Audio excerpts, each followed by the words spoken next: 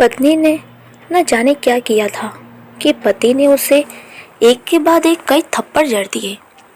हमेशा हर सिचुएशन को शांति से हैंडल करने वाली पत्नी भी इस बार इतनी अशांत हो उठी कि उसने अपनी चप्पल ही निकालकर पति पर दे फेंकी। चप्पल पति के बालों को छूते हुए निकल गई। ये किस्सा यहीं पर ख़त्म हो सकता था, मगर पति ने इसे अपनी मर्दानगी का विषय बना लिया और बात बद से बेबदतर होती चली गई। रिश्तेदारों ने भी आग में घी का काम किया। किसी ने कहा, जो औरत अपने पति को चप्पल से मारती वो ना ही वफादार हो सकती है और ना ही पतिव्रता। ऐसी औरत परिवार ही नहीं पूरे समाज पर कलंक की तरह है। बीवी के पक्ष वाले कहाँ पीछे रहने वाले थे। किसी ने कहा, 21वीं सदी में भी जो स्त्री के साथ मारपीट करते हैं उन्हें तो जेल भेज देना चाहिए। तो कोई कहता, जरूर उसको कोई और पसंद आ गई होगी, इसीलिए अब पत्नी से मारपीट करने लगा है। बात कोर्ट तक पहुंच गई। दोनों पक्षों ने एक दूसरे के खिलाफ केस फाइल कर दिया। पति ने चरित्रहीन होने का तो पति ने दहेज और शारीरिक उत्पीड़न का आरोप लगाया। 2 वर्षों से अधिक समय के लिए केस चला था। इन 2 वर्षों के दौरान दोनों पति पत्नी अलग अलग रह रहे थे। इन 2 वर्षों के दौरान दोनों पक्षों के समर्थकों की संख्या कम हो गई थी। पहले जहां दोनों पक्षों में समर्थकों का समूह होता था, अब गिने चुने लोग ही रह गए थे। पति और पत्नी दोनों की आर्थिक स्थिति भी इस समय के दौरान नीचे गिर चुकी थी। जिन्हें वो अपना शुभचिंतक समझ रहे थे, पैसों की बात आते ही उन्होंने भी अपना पल्ला झाड़ लिया था। अगर कोई देने को राजी भी हुआ तो मोटे ब्याज की शर्त पर। आखिरकार वही हुआ जो सब चाहते थे, डाइवोर्स। हर कोई खुश था। दोनों पक्षों के रिश्तेदार, उनके माता पिता और दोनों के वकील। लेकिन 5 साल की सुखद शादी और एक सुंदर बेटी होने के बाद भी मिले इस डाइवोर्स से पत्नी मूक थी और पति शांत। शायद ये एक इत्तेफाक ही था। इस खुशी को मनाने के लिए दोनों पक्षों के लोग एक ही चाय की टपरी पर बैठे, आमने सामने। इत्तेफाक इसलिए क्योंकि ज़्यादातर लोग जो एक दूसरे के विरोध पक्ष को सपोर्ट कर रहे थे, वे एक दूसरे को अच्छे से जानते भी नहीं थे। पति पत्नी भी इन सभी से दूर एक दूसरे के सामने मेज पर बैठे। पत्नी ने पति से कहा, अब तो खुश होंगे ना, तुम्हारे मन की जो हुई है मुबारक हो। तुम भी तो आज जीत गई हो। मुझसे तलाक तो तुम्हें भी मिल गया है। कॉन्ग्रेचुलेशन टू यू टू, पति ने कहा। तलाक तो तुम जीत का प्रतीक समझती हो? पत्नी ने पूछा। पति चुप रहा।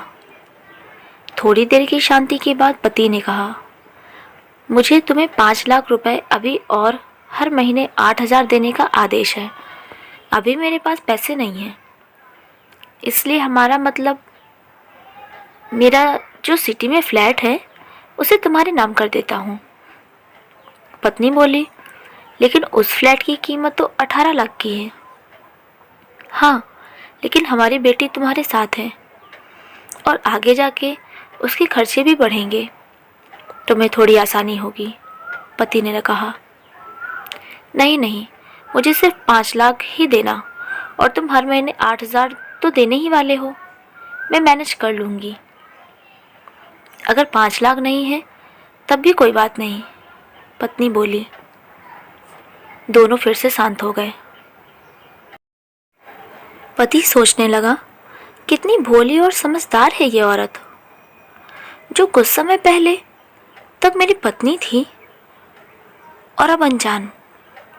ये वही है जो कम से कम खर्चे में घर चलाती और पैसे बचाकर मेरे जन्मदिन और बर्थडे पर हमेशा मेरे लिए नए कपड़े खरीद लाती।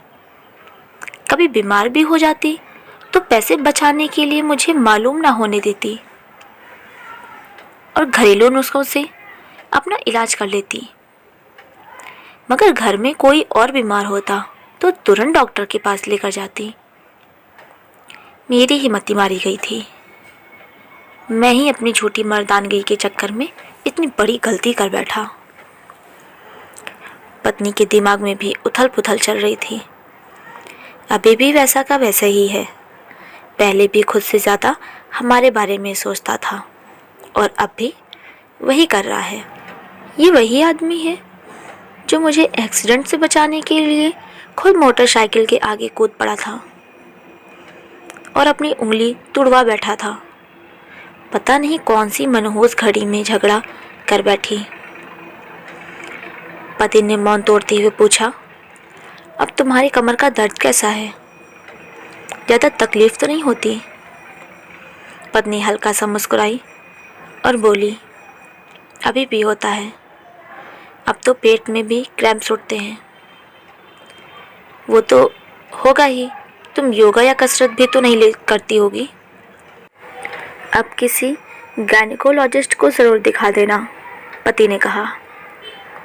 तुम बताओ, तुम्हारा अस्थमा कैसा है अब? क्या अब भी दौरे पड़ते हैं? पत्नी ने पूछा। हाँ, पड़ते हैं, पहले से ज़्यादा, क्योंकि अक्सर इन्हेलर भूल जाता हूँ। याद दिलाने के लिए तुम जो नहीं हो अब, पति बोला। पत्नी की आंखों में आंसू आ गए। वो बोली, तुम्हें मेरे चरित्र पर सवाल नहीं उठाने चाहिए थे, तो ये परिस्थिति आती ही नहीं। हाँ, मैं जानता हूँ, तुम बहुत अच्छी हो। मुझसे गलती हो गई, बहुत बड़ी गलती। मैं लोगों के बहकावे में आ गया था, पति बोला। तुमने भी तो मुझ पर दहेज का इल्ज़ाम लगाया था, वो बोला। गलत था और इस बात का मुझे भी पछतावा हुआ, पत्नी ने कहा।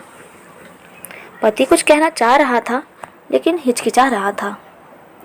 पत्नी ने पूछा, कुछ कहना चाहते हो? वो बोला, क्या सब पहले जैसा नहीं हो सकता? क्या मतलब? पत्नी बोली। मतलब कि हम फिर से पहले की तरह पति पत्नी बनकर, सच्चे दोस्त बनकर नहीं रह सकते? पति बोला। पर ये डाइवोर्स के पेपर दिखाते हुए पत्नी ने कहा। फाड़ देते हैं, पति ने अपने पास रखे डाइवोर्स के पेपर फाड़ते हुए कहा। पत्नी ने भी अपने पास रखे पेपर फाड़ दिए। सभी हैरान थे, वकील, रिश्तेदार और माँ बाप। पति पत्नी दोनों एक दूसरे के हाथ में हाथ पकड़े अपने घर की तरफ चले गए। दोस्तों, ये कहानी उन हर पति पत्नी के लिए बड़ी सीख है जो छोटी छोटी बातों पर लड़ते हैं और इन झगड़ों को बड़ा बना के अलग होने का डिसीजन लेते हैं। प्यार और झगड़ा तो एक सिक्के के दो पहलुओं की तरह है। दोनों को स्वीकार करना होगा, तभी ये पवित्र रिश्ता उसकी मंजिल तक पहुंच पाएगा। वीडियो अच्छी लगी हो तो वीडियो को लाइक ज़रूर करें और चैनल को सब्सक्राइब करें। धन्यवाद।